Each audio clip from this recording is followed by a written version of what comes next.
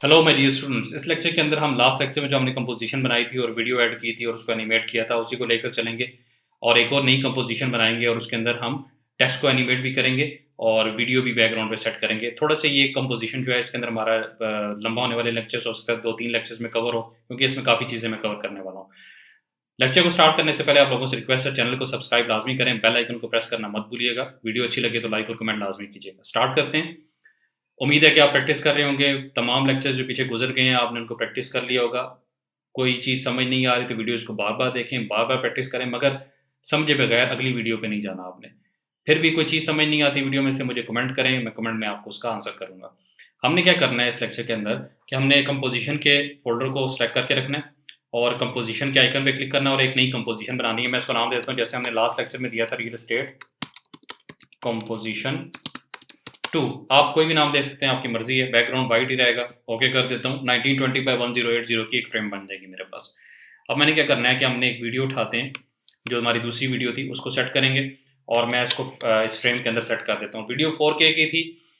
आपको मैंने last lecture में कमांड बताई थी कि आपने कैसे अपने 1920 बाय 1080 का जो हमारा फ्रेम है, उसमें बड़ी वीडियो को, 4K वीडियो को जिसका साइज़ बड़ा है, उसको कैसे सेट करना है, वो कमांड यूज़ करना है। अगर आपने वो वीडियो नहीं देखी, लास्ट लेक्चर नहीं देखा, तो उसमें से वो देखें और कमांड देखें और कमांड को यूज़ करें यहाँ पे। फ्रेम में सेट होगी आपकी वीडियो। अब आपने क्या करना है, इसके ऊपर एक सॉलिड लेयर बनानी है। सॉलिड लेयर बनाने के 2 तरीके हैं। एक तो आप जो ये लेफ्ट साइड पे आपको यहाँ पे लेयर्स का सेक्शन नज़र आता है, इस पे आप राइट क्लिक करेंगे, न्यू में जाएँगे और यहाँ पे सॉलिड की ऑप्शन है आपकी। इस पे क्लिक करेंगे, एक पॉपअप ओपन हो जाएगा, यहाँ से भी आप बना सकते हैं। दूसरा, आप अगर कमांड यूज़ करना चाहते हैं तो क कंट्रोल वाई या command Y for Mac users, control Y for window user, तो ये सेम पॉपअप आपके पास ओपन हो जाएगा, ठीक है? मैं इसका बैकग्राउंड कलर जो है आप चेंज कर सकते हैं, चेंज करना चाहें। मैं इसको नाम दे रहा हूँ ब्लैक सॉलिड 1 नाम ही है, यही दे सकते हैं। आप कोई भी नाम देना चाहते हैं दे लें और बैकग्राउंड कलर उसका आपने जो रखना है वो रखें। मैं ब्लैक रख रहा हूँ। ओके करेंगे तो आपकी एक सॉलिड लेयर बन जाएगी। एक लेयर बन जाएगी आपकी उसी लेयर्स के सेक्शन के ऊपर, ठीक है? जो हमने वीडियो की लेयर बनाई थी उसके ऊपर बन जाएगी। अब देखिए यहाँ पे फ़ोल्डर भी आपके पास बन गया सॉलिड का और उसके अंदर आपकी जो लेयर आपने बनाई थी उस नाम के साथ लेयर भी बन गई है आपके पास। अब सॉलिड लेयर आप जितनी बनाते जाएँगे वो सॉलिड्स के फ़ोल्डर के अंदर आती जाएगी। आपने क्या करना है कि इसके सॉलिड लेयर के ऊपर क्लिक करना है और टी को प्रेस करना है, ठीक है? टी को प्रेस करेंगे तो आपके पास ओपेसिटी आ जाएगी। तो आपने मैं इसको फॉर एग्ज़ाम्पल 60 कर देता हूँ, ठीक है? तो देखिए उसने ओपेसिटी दे दी है। पीछे से हमें वीडियो भी नज़र आ रही है और ऊपर जो हमारी सॉलिड लेयर है वो भी हमारे पास अ, वही है, मगर उसकी ओपेसिटी हमने दे दी है 60। अगर मैं इसको इंक्रीज़ करूँगा तो हमारी सॉलिड लेयर जो है वो और क्लियर होती जाएगी, मतलब बैकग्राउंड कलर जो है वो ज़्यादा इंक्रीज़ होना शुरू हो गया। तो मैं इसको रखता हूँ यहाँ पे 80 पे ही रखता हूँ, ठीक है? और इसके ऊपर मैं एक टेक्स्ट लिखूँगा। टेक्स्ट के लिए मैं एक वेबसाइट यूज़ कर रहे हैं हम, लॉरम एप्सम की होती है। गूगल पे आप लिखेंगे लॉरम एप्सम और आपके पास जो पहला लिंक आएगा आपने उसको क्लिक करना है और वेबसाइट एक ओपन होगी, या हम डमी टेक्स्ट यूज़ करेंगे, ठीक है? और इसके अंदर जो हेडिंग्स हैं उसको यूज़ करेंगे और टेक्स्ट है उसको यूज़ करेंगे, ठीक है? अब हमने क्या करना है कि फॉर एग्ज़ाम्पल ये पहला टेक्स्ट है, व्हाट इज़ लॉरम एप्सम, हम इसी को ले लेते हैं। एक डमी टेक्स्ट ले रहे हैं, हमें ज़रूरत तो नहीं है, बस चीज़ समझनी है हमने।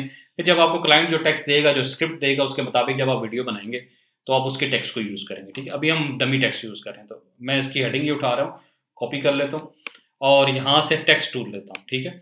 टेक्स्ट टूल लेके लेफ्ट साइड पे मैं यहाँ पे क्लिक करके ये हेडिंग पेस्ट कर देता हूँ, ठीक है? और इसको कलर दे देता हूँ मैं, क्या, व्हाइट कलर दे दूँगा।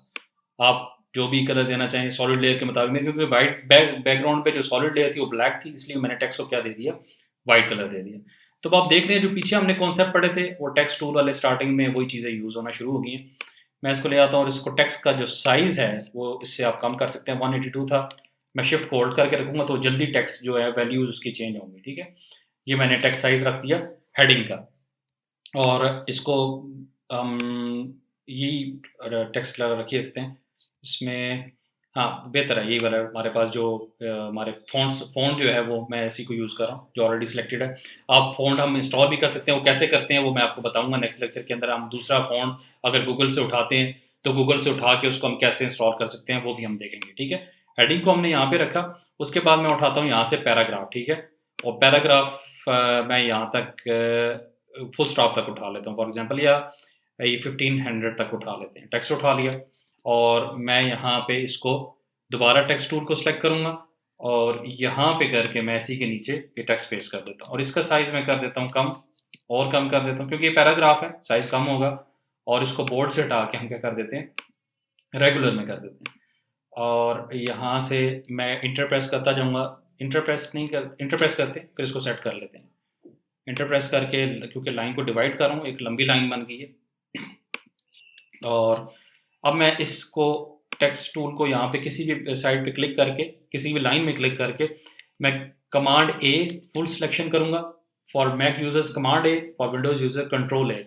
और ये जो इसकी बिटवीन द लाइन्स जो इसका साइज़ है वो कम कर रहा हूँ मैं। देखिए गैप जो है, गैप को मैंने कम कर दिया। देखिए अब जो है टेक्स्ट हमारा प्रॉपर अच्छे तरीके से आ गया है। और मैं थोड़ा अगर और कम कर देता हूँ तो गैप अब देखें एक अच्छा भी लग रहा है और हमारा साइज़ भी सेट हो गया टेक्स्ट का।